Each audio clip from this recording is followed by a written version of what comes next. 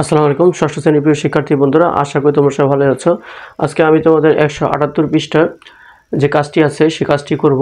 তোমরা 178 পৃষ্ঠা অর্থাৎ সূত্র খুঁজি সূত্র বুঝি নবম অধ্যায়, পৃষ্ঠা নম্বর হচ্ছে 178 পৃষ্ঠায় তোমরা একটি কাজ দেখতে পাবে। অর্থাৎ এই কাজটি হচ্ছে এক ধরনের পাজল এবং সেই পাজলের যে শিরোনাম সেটা হচ্ছে গোপন সংখ্যার রহস্যভেদ। ঠিক আছে, অর্থাৎ আমাদের একটি গোপন সংখ্যা বের করতে হবে এবং সেখানে বলা হচ্ছে ঈশানের গোপন সংখ্যাটি কত। অর্থাৎ ঈশান মনে মনে একটি সংখ্যা মনে মনে সে একটি সংখ্যা চিন্তা করছে এবং সেই সংখ্যাটি আমাদের কি করতে হবে, গোপন সংখ্যাটি আমাদের নির্ণয় করতে হবে এবং তার জন্য কিন্তু আমাদের কয়েকটি সংকেত দেওয়া আছে।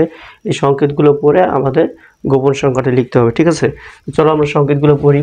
প্রথম সংকেত হচ্ছে সংখ্যাটি 2 অঙ্ক বিশিষ্ট। ঠিক আছে, 2 অঙ্ক বিশিষ্ট তার মানে 2 অঙ্ক বিশিষ্ট, অর্থাৎ আমরা জানি 2 অঙ্ক বিশিষ্ট সংখ্যা শুরু হয় 10 থেকে। ঠিক আছে, তোমরা মনে রাখবে। তাহলে সংখ্যাটি হবে, তাহলে আমি একটু সাজিয়ে লিখি যে সংখ্যাটি হবে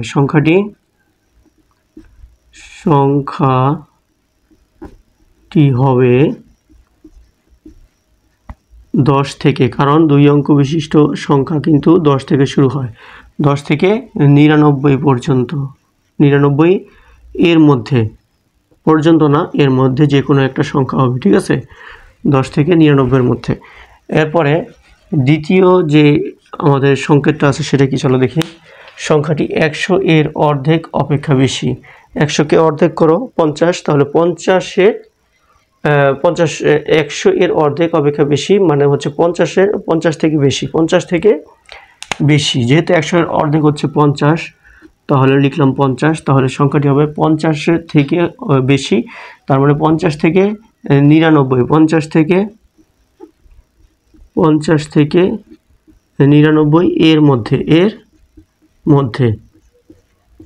ঠিক আছে, এরপরে 3 নম্বর সংকেতটি দেখো। 3 নম্বর হচ্ছে এটি 51 থেকে 55 এর মধ্যে উপস্থিত। ঠিক আছে, 51 থেকে 55 এর মধ্যে উপস্থিত। তাহলে 51 এবং 55 এর মধ্যে, তার মানে 51 নয় এবং 75ও নয়, 51 এবং 75 এর মধ্যে হবে। ঠিক আছে, তাহলে 51 বাদ দিয়ে লিখবো, তাহলে আমরা লিখবো এখানে 52 থেকে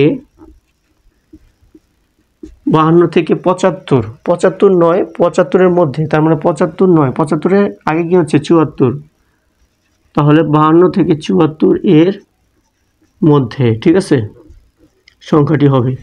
এরপরে 4 নম্বর যে সংখ্যা সেটা দেখো। সংখ্যাটি অঙ্কদ্বয়ের গুণফল সংখ্যাটি, অর্থাৎ 2 অঙ্ক বিশিষ্ট যে সংখ্যাটি হবে, যদি 52ই হয় আমরা ধরে নিলাম, তাহলে কি হবে, তাদের গুণফল হবে 31 আর 40 এর মধ্যে।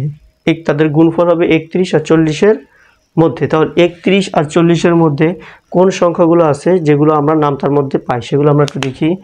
আমরা পাই হচ্ছে 4 8 32, 4 8 32। এরপরে আমরা পাই হচ্ছে 32 কিন্তু 31 আর 40 এর মধ্যবর্তী সংখ্যা। এরপর আমরা পাই 5 7 35, 5 7 35। ঠিক আছে, 35ও 31 এবং 40 এর মধ্যবর্তী সংখ্যা।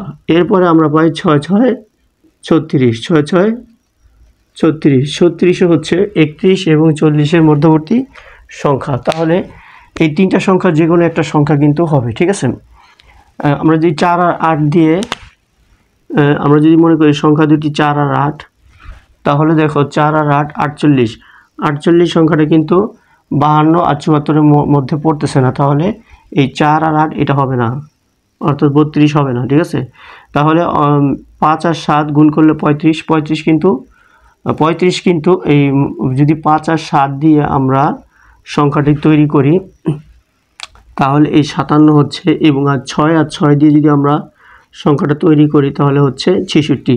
57 এবং 66 দুইটা সংখ্যাই কিন্তু 52 এবং 74 এর মধ্যবর্তী সংখ্যা। তাহলে হয় সংখ্যাটি হবে 57 অথবা সংখ্যাটি হবে 66। ঠিক আছে, এরপরে আমরা লিখব, তাহলে আমরা এখানে লিখব যে সংখ্যাটি কি হবে 57 অথবা 66 হবে, 57 অথবা 66 হবে 4 নম্বর শর্ত অনুযায়ী। ঠিক আছে, 5 নম্বর শর্ত, চলো। এর অঙ্কদ্বয়ের যোগফল 12 হবে। আচ্ছা, আমরা যোগ করি, 5 আর 7 যোগ করলে 12, 6 আর 6 যোগ করলেও 12, তাহলে দুইটা সংখ্যারই যোগফল 12, তাহলে দুইটা সংখ্যাই কিন্তু আমাদের অ্যান্সারে লিখতে হবে। তাহলে এর অঙ্কদ্বয়ের যোগফল 12, যেহেতু দুইটা সংখ্যাই যোগ করলে আমরা 12 পাচ্ছি, 5 আর 7 12, 6 আর 6 যোগ করলে 12। তাহলে আমরা লিখব কি যে ঈশানের গোপন সংখ্যাটি, তাহলে আমরা এখন লিখব অতএব